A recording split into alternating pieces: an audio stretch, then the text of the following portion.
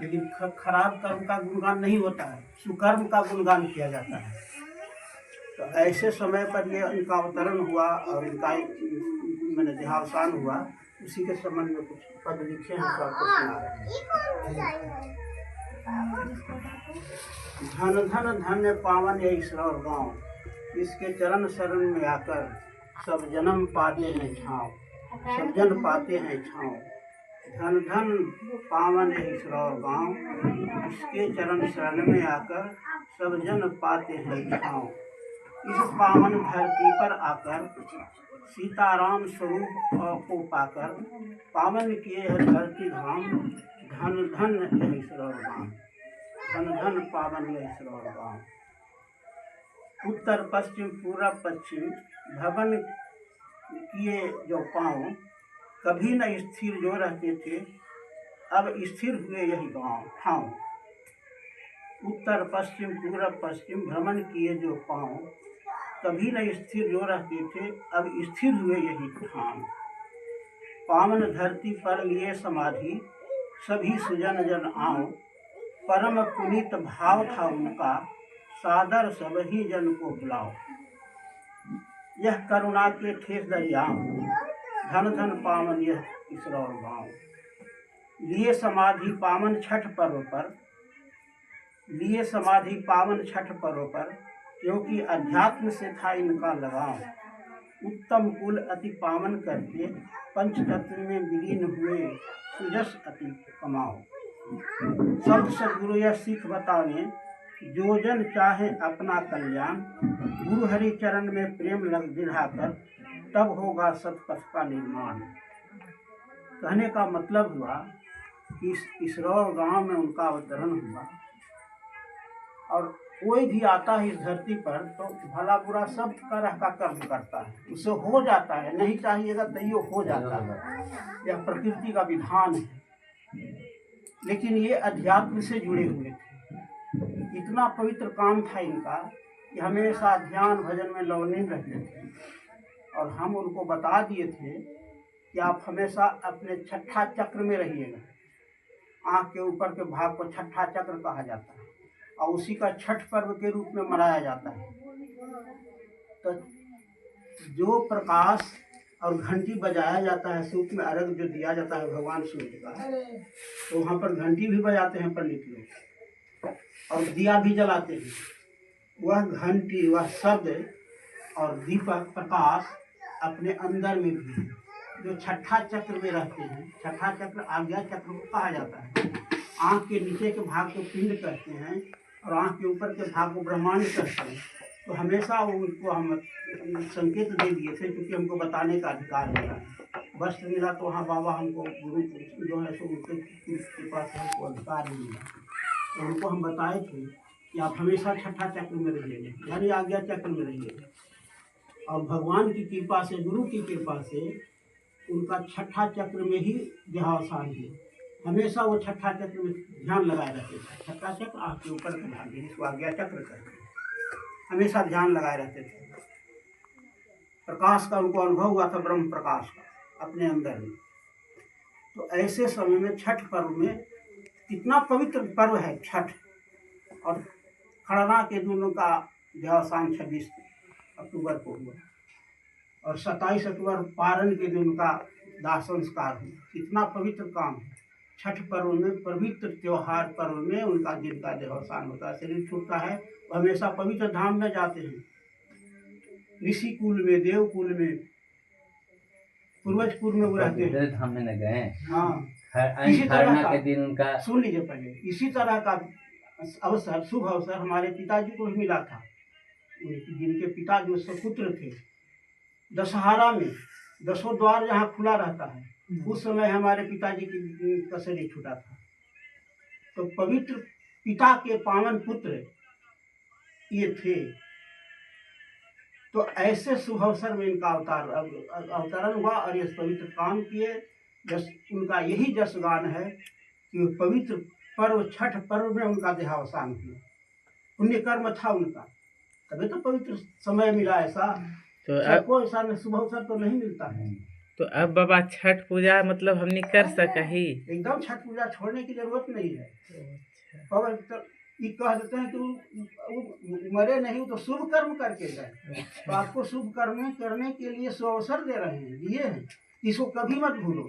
लेकिन हाँ, इसके साथ साथ ब्रह्म परमात्मा को भी याद रखो अपने अंदर में, बाहर में नहीं। बाहर में तो पूजा पाठ बहुत तरह किया जाता है, लेकिन अपने अंदर में जो किया जाता है वही मोक्ष धाम की ओर ले जाता है। और बाहर में कितनों कर कुछ करते रहिए, देवता पितर पूजते रहिए, पत्थर पानी पूजने से कहीं मोक्ष नहीं मिलता है।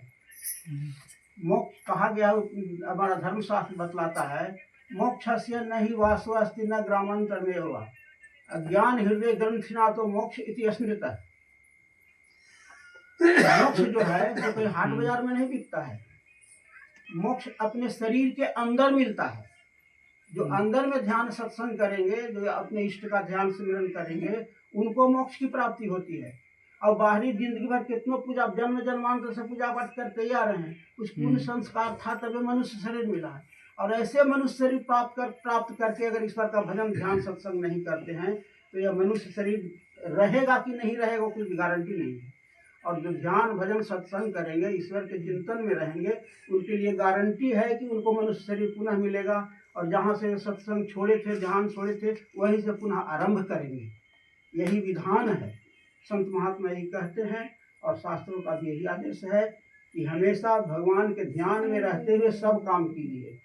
छठ पर्व में उनका देहावसान हुआ, इसका मतलब छठ पर्व छोड़ने के लिए नहीं कह दिए कि छूट गया, नहीं। भगवान की पूजा हर समय करना चाहिए। अगर अंदर का ध्यान करते हैं तो कितनों अपवित्र हैं, और अंदर में आप ध्यान लगाए हुए हैं तो अपवित्र नहीं हुआ, वो पवित्र करने वाला हुआ। इसलिए अंदर का ध्यान होता है। बाहरी पूजा कोई महत्व विशेष नहीं रखता है। अगर सच्चा प्रेम है तो शरीर की पूजा, पत्थर की पूजा नहीं होती है। पत्थर में रहने वाले की पूजा होती है। आत्मा है अंदर में, इस शरीर की पूजा नहीं होती है। शरीर से जो सुकर्म हुआ, अंदर में जो कर्म कर रहे हैं, उसकी पूजा हुआ, ब्रह्म की पूजा हुआ, परमात्मा की पूजा होती है। इसलिए पूजा पाठ ध्यान सत्संग करने का आदेश लेकर के गए। हर जगह सत्संग, बहुतों जगह सत्संग में हमारे साथ गए थे, हम घूमते थे। तो इसलिए ध्यान पर वो छोड़ने की बात नहीं है। हाँ, मनुष्य शरीर लेकर के इस संसार में आते हैं तो बहुतों कुछ कर्म करते हैं। कोई धन संपत्ति जमा करते हैं, कोई और कुछ काम करते हैं, कोई खेत बाड़ी खरीदते हैं, कोई महल घर बनाते हैं। लेकिन यह सब कुछ जाएगा नहीं साथ में, जाएगा केवल आपका सुकर्म। तो भजन ध्यान सत्संग करते हैं वही जन्म जन्मांतर तक साथ जाता है। अब यहाँ से आपको सुई भी लेकर के नहीं जाइएगा,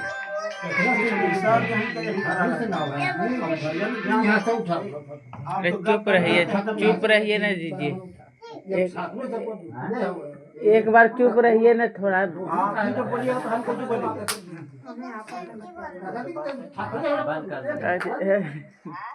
अरे जब आप ही लोग बोलिए हम क्या बात नहीं तो सत्संग से सुन लीजिए। पहले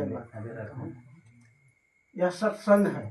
जो कह रहे हैं जब बात सत्य का जो संग करता है उसको सत्संग कहते हैं। सत्य केवल परमात्मा है, उसकी चर्चा जहाँ हो रही है और बीच में यदि आप गप करते हैं तो पात बटोरते हैं। लक्ष्मी जी को सब कोई पूजा करते हैं, और लक्ष्मी जी की बहन थी एक दरिद्रा, समझ गए ना। तो दरिद्रा कहती थी कि हे बहन, तू तो जहाँ जाती है तुम्हारी पूजा होती है, और हम जाते हैं जहाँ से लोग हमको छोड़ के भाग जाते हैं, तो हम कहाँ बसेंगे। तो कहे कि जहाँ सत्संग होता है या ईश्वर चर्चा होती है, उस चर्चा में जो गप करता है मुंह खोल करके, तो उसके मुंह में तू प्रवेश कर जाना। तो लक्ष्मी नहीं, दरिद्रा को बटोर करके ले जाइएगा सत्संग में अगर गप करते हैं तो। दांत हंसने की बात नहीं है, समझने की बात है। जहाँ ईश्वर की चर्चा हो रही है वहाँ गप कर दिए तो इसका मतलब आप पाप बटोर लिए। सत्संग वह नौका है जो कि ईश्वर तक पहुँचा ले जाता है। सत्संग करते हैं, सत्संग ईश्वर की चर्चा जहाँ गुंजगान हो रहा है और वहाँ आप डिस्टर्ब करते हैं तो यह सुकर्म नहीं हुआ, कुकर्म होगा। संसार का कर्म सुन ये तो बहुत सब बात दिन रात करते रहते हैं, लेकिन भगवत चर्चा कहाँ करते हैं। भगवत चर्चा कीजिए, भगवान का चर्चा कीजिए, भगवान का भजन कीजिए। मनुष्य से मिला है भगवान का भजन करने के लिए। शास्त्र बतलाता है, बड़े भाग्य मानुष्टम पावा, सुर दुर्लभ सद ग्रंथन गावा, साधन धाम मोक्ष कर द्वारा, पाई न जही परलोक समारा, सो परत्र दुख पावई, सिर धुनि धुनि पछताई, काम ही कर्म ही ईश्वर ही मिथ्या दोष लगाई। कुछ हो गया तो भगवान को दोष लगाते हैं कि भगवान हमारा ऐसे कर देगा। भगवान नहीं किया, अपने कर्म से होता है। आपको भगवान ने उत्तम कुल में जन्म दिया, मनुष्य दिया, 84 लाख दुनी से भटकते भटकते एक बार कृपा किया तो मनुष्य दे दिया। इतना सुंदर शरीर दिया भगवान ने, इतना रहने का घर दिया, खाने पीने के लिए अन्न वस्त्र दिया, जीने श्वास लेने की हवा दिया, जहाँ नाक मौजूद है वहीं हवा है। इतना सुविधा जो भगवान ने दिया, दूसरा कोई दे देगा ऐसा? प्रकृति ने जिसको संचालन करने वाला है परमात्मा, वही न देगा। हर जगह पानी मौजूद है पीने के लिए, जीने के लिए आपको सब सुविधा भगवान ने दिया, और उसको भूल करके बात करते रहते हैं, खाली संसारिक चिंतन करते हैं। तो संसारिक चिंतन करने वाले का कल्याण नहीं, सत्य चिंतन कीजिए, भगवत चर्चा कीजिए। देखिए एक और सुनाते हैं आपको।